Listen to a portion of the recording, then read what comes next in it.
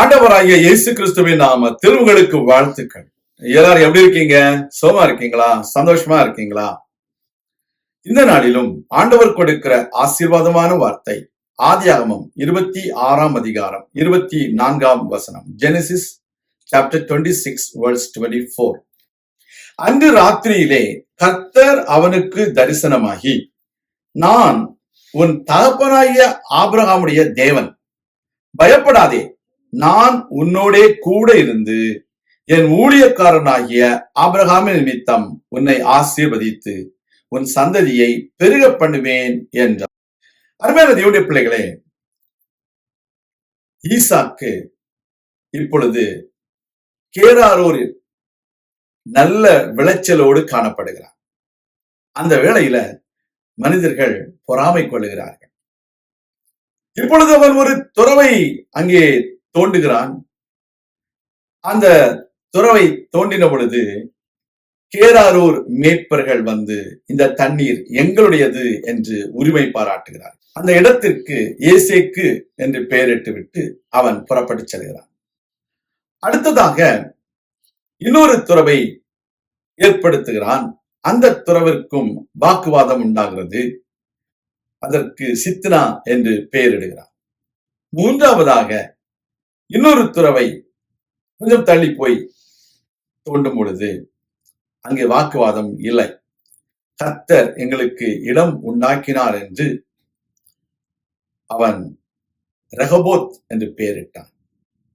கர்த்தருடைய பிள்ளைகளே, உங்க வாழ்க்கையில மக்கள் நீங்கள் செய்கிற காரியங்களுக்கு எதிரான காரியங்களை செய்வார்கள். They are children of God. Isaac was flourished because he obeyed the word of God. Now he wanted to make a well. He started digging the well.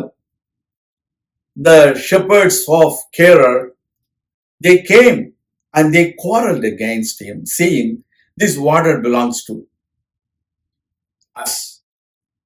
What happened?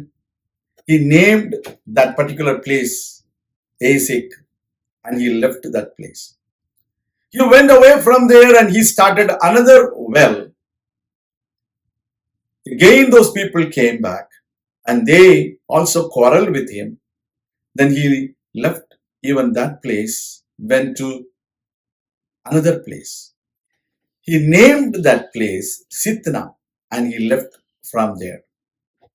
He went to the third place and he dug another well. And then nobody came and nobody quarreled with him. So he named that well as Rehoboth.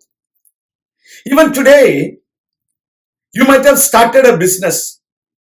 People may come and they want to take the fruit out of the business.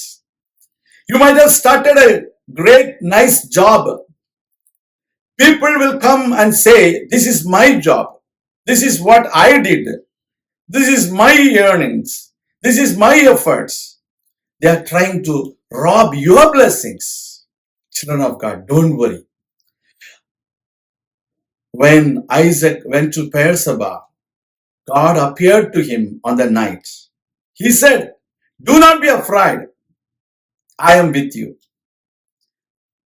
Because of my servant Abraham's sake, I will bless you.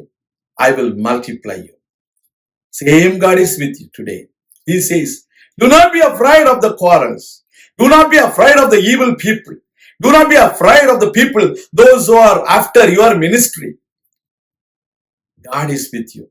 God is going to multiply you. God is going to bless you. You are going to be multiplied. Believe it. நான் உங்களுக்காக ஜெபிக்கிறேன். எங்கள் அன்பின் ஆண்டவரே, என்னுடைய கையின் பிரயாசத்தை சாப்பிடுவதற்கு அந்நியர்கள் முற்படுகிறார்களே, எங்களுடைய தேவைகளை சந்திக்கிறவர் நீர், எங்களுக்கு ஆசீர்வாதங்களை கொடுக்கிறவர் நீர். இந்த நாளில நீர் எங்களோடு இருப்பேன் என்று சொன்னதற்காக ஸ்தோத்திரம்.